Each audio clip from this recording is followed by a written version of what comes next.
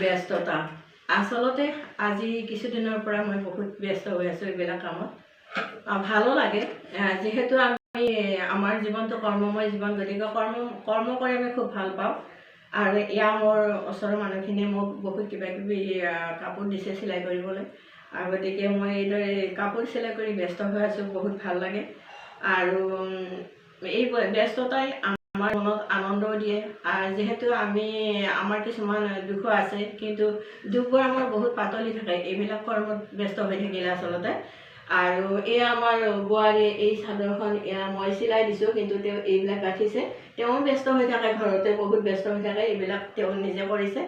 আৰু মই যিহেতু চিলাই কৰি দিছোঁ, তাৰপিছত তেওঁ এইবিলাক গাঁঠিছে।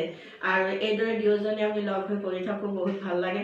আপোনালোককো কৈছোঁ, আপোনালোকে যদি ঘৰত এনে থাকে, তেতিয়া আপোনালোকৰ মনটো হয়তো কিবা বেয়া লাগিব পাৰে, কিন্তু আপোনালোকে ব্যস্ত হৈ থাকিব, বহুত ভাল লাগে।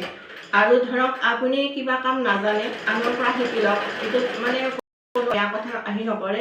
গতিকে শিকি লোৱাটো ভাল অভ্যাস। আৰু ময়ো মোৰ ওচৰ চুবুৰীয়াক মই কিছুমান জনা কথা শিকাই থাকোঁ সিহঁতক।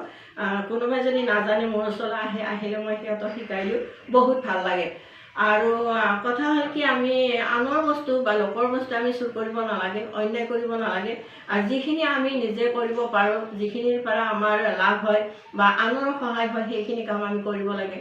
এই কথাটোৰ মাজতে মোৰ আজি পিতালৈ মনত পৰিছে। পিতাই আমাক সৰুতে এষাৰ কথা কৈছিল, জীৱাচাহত, আনৰ বস্তু চুৰ নকৰিবি, আনৰ বস্তু নাৰালিবি।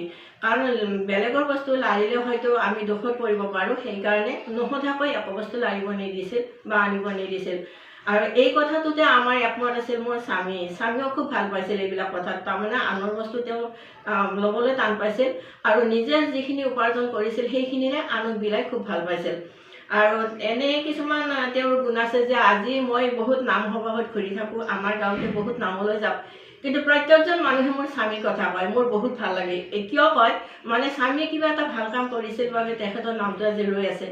মই যদি নাম এখনলৈ যাওঁ, মোক দেখি এজনে ক'ব, বাইদেউ আপোনাক দেখিলে ছাৰলৈ মনত পৰে। কিয় মনত পৰে? কাৰণ ছাৰে আমাক বহুত সহায় কৰিছিল, বহুত কাম কৰি দিছিল। আন এখন নামলৈ গ'লে বোলে বৌ, আচলতে মোক তোমাক দেখিলে দাদালৈ মনত পৰে।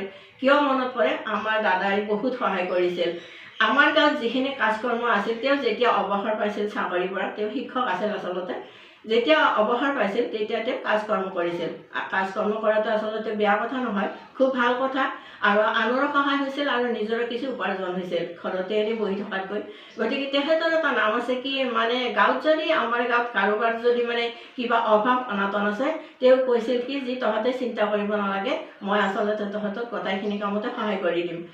আজি আমাৰ গাঁৱৰ মানুহবিলাকে তেওঁক প্ৰশংসা কৰি আছে মোৰ আগতে। মোৰ বহুত ভাল লাগিছে, যদিও মানুহজন নাই, ঢুকাই গ'ল, কিন্তু তেখেতৰ যিবিলাক স্মৃতি ৰৈ গৈছে সেইবিলাকে মোক বহুত আনন্দ দিয়ে, বহুত ভাল লাগে।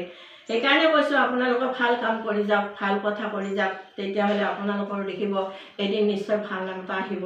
আৰু সেইকাৰণে মই কৈছোঁ, আমাৰ ওচৰ চুবুৰীয়াকো কৈছোঁ, যদি তোমালোকে কিবা নাজানা, মই জনা কথা কিবা শিকিবলগীয়া আছে, তেনেহ'লে মোৰ ওচৰলৈ আহা, শিকি যোৱা, মই বেয়া নাপাওঁ, আৰু মই শিকাবলৈ খুব ভাল পাওঁ।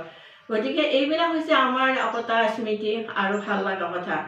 এইখিনি এইকাৰণে ক'লোঁ যে মানে মোৰ ধৰক, মোৰ স্বামী যেতিয়া স্কুলত কাম কৰি আছিল, তেখেতে সদায় স্কুটিৰে স্কুললৈ অহা যোৱা কৰিছিল। আৰু হঠাৎ এদিন তেওঁ স্কুটিৰ পৰা পৰি ভৰি এখন ভাঙিছিল। সেই সময়ত তেওঁ ভৰিত পাতি লগাইছিল, কিন্তু আমাৰ আলহীৰ মানুহে ঘৰত তেতিয়া কাজ এখন আছিল, তাৰমানে ছোৱালী এজনীৰ বিয়া আছিল।